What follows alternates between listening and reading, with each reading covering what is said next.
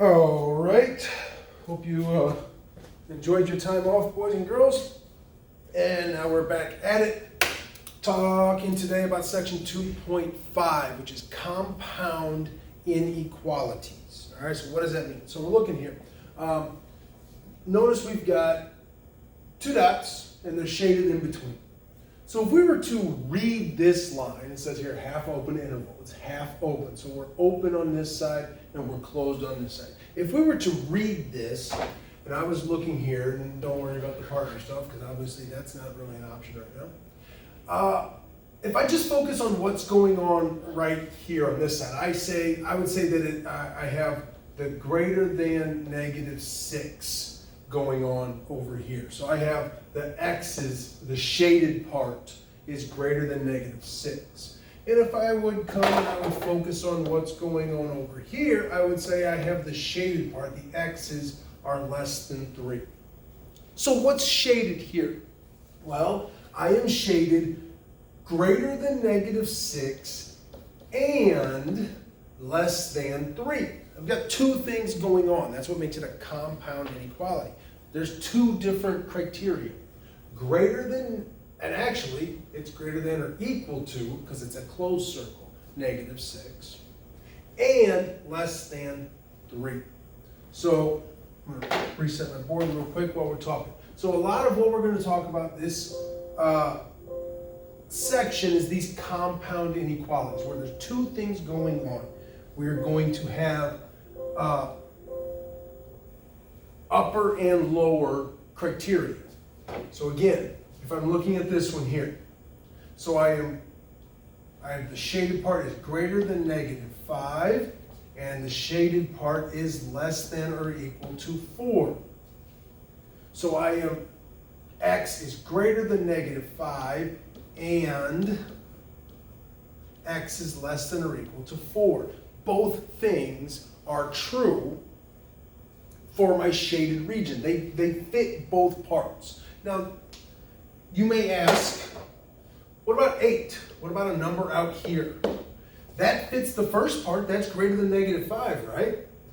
But all I'm worried about is which parts satisfy both criteria, make both parts true. So I'm doing this and I'm doing this. The in-between is and. It's between both restrictions. So then we can talk about these here, and this is going to be greater than or equal to,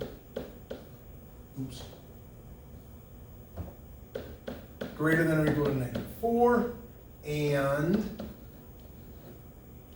less than or equal to 5. And of course down here where we have the open circles, this would be x is greater than -3 and x is less than 6. So the circles talk to us about underline or not, and since it's shaded between, we would say and, because both things are happening at the same time.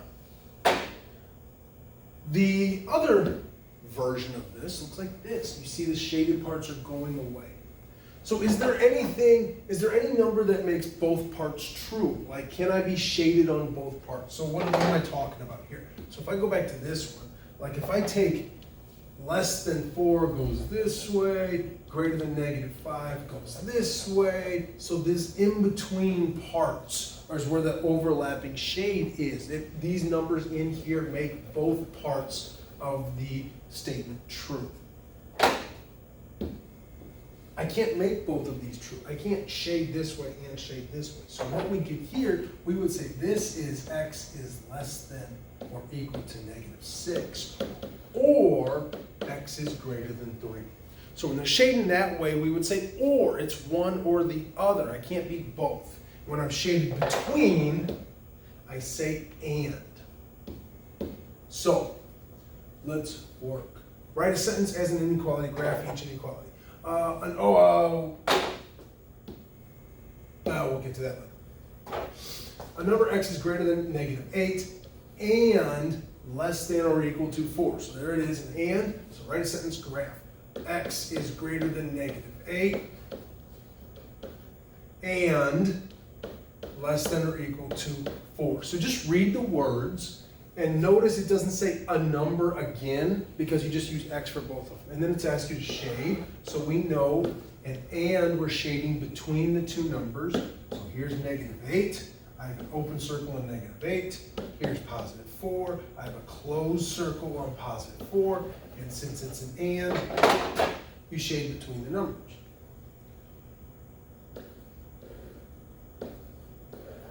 B, a number y is at most. We talk a lot about how that phrase is going to come up. Is at most means less than or equal to 0, or at least 2. At least is greater than or equal to 2. We talked about that a lot last, I don't know, it's been about a week and a half, I guess, by the time you're actually watching this. So I have an or.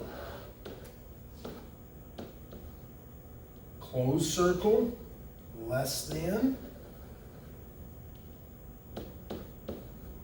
Closed circle, greater than. When you see and, you're looking between. When you see or, you're looking here. There's a couple of things, we'll get into a couple special cases, but that's primarily what we're looking at for these problems. So, let's move on a little bit. A problem looks like this, and I'll rewrite this.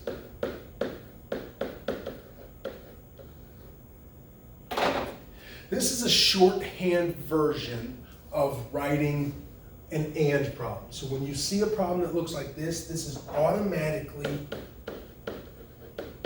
it's a shorthand version. There's no shorthand for ors, but it's a shorthand version for the ands. So what this means is I can look at this as two separate statements. -4 is less than x minus 2.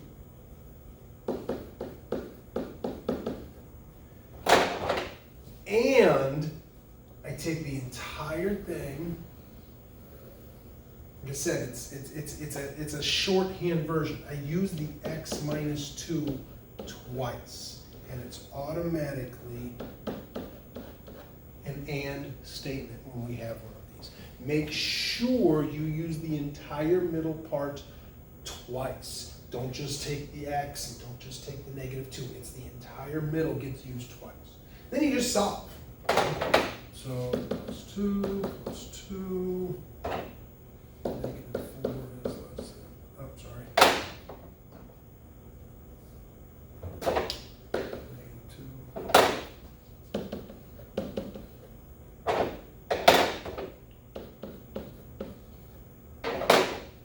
Now I can take these two compound statements and I can just kind of squish them back together and get something that looks like this. See, we just kind of put the middle parts back together. Okay? Now I can graph this. It's an and statement, so I have -2 with an open circle. I have +5 with an open circle. And since it's an and, I shade between. Make sure you have all of this in your notes with all the different things about compound statements and ands and everything else. Make sure you have it all written down because I'm about to erase it. If you didn't get it written down, pause the video and write it down. Let's do the next one.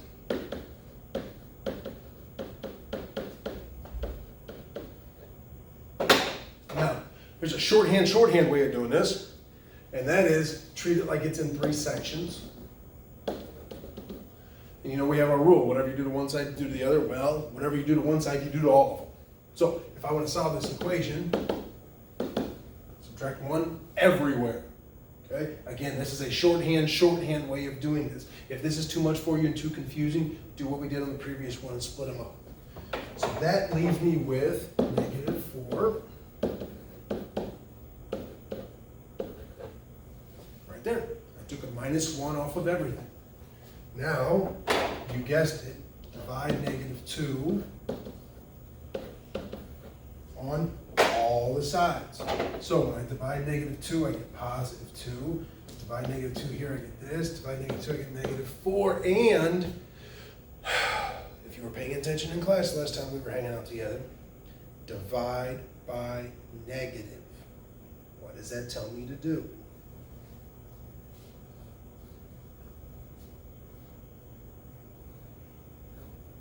turn those inequalities around. So now,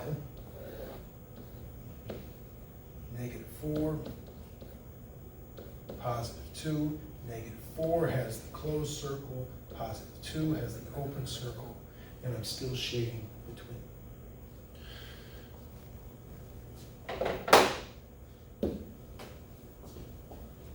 I told you there's no real shorthand for an or. You just have to work it out.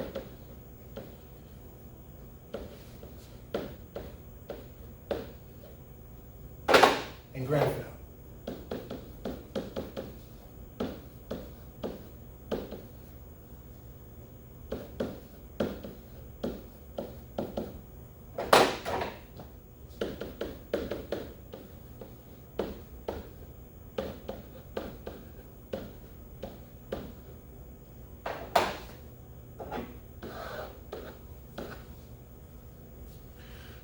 Or statements shaped outward. Okay, two paddles of an oar. You think like an oar of a boat, like on both sides. Okay, kind of a little friendly reminder there. Less than -1, open circle. Greater than 3, open circle. There's my two tails. It's an or, we know it's shaded out that way, just work them both out and graph. Okay. Did enough of that. Let's go to, so I know this is hard to read, but it says electrical devices should operate effectively within specified temperature ranges. Outside the operating temperature, the device may fail. Write and solve an inequality that represents the possible operating temperatures for degrees Fahrenheit of the smartphone. So it says right here, the operating temperature, and I'm sorry, I don't really have a way to blow this up, is between 0 and 35 degrees. So what's a good operating temperature for a smartphone?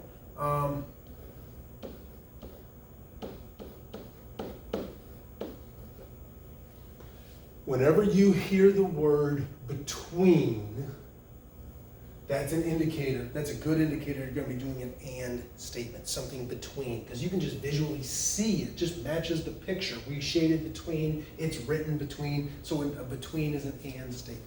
So right there, that's all we would need to do for this problem. It tells you here the operating temperature, so I know I have to be between those two statements. So there's a compound statement, there's a real life version of something and how something like this would be used. All right, let's take a look. I think there's one more good word problem. Write and solve the compound inequality represents temperature rating of a degrees Fahrenheit in winter boots, -40, -15. Is it between those or is it outside that range? Between. So, oh, I didn't want a graph. Sorry, I thought it was a graph. I simply have -40. Could I be equal? Sure, it's not real clear. Temp, 15. So I'm between those two values. All right, we're going to touch on this again tomorrow. Spend another day because it can be a little confusing. And we'll talk about some of those other special cases and do your assignment.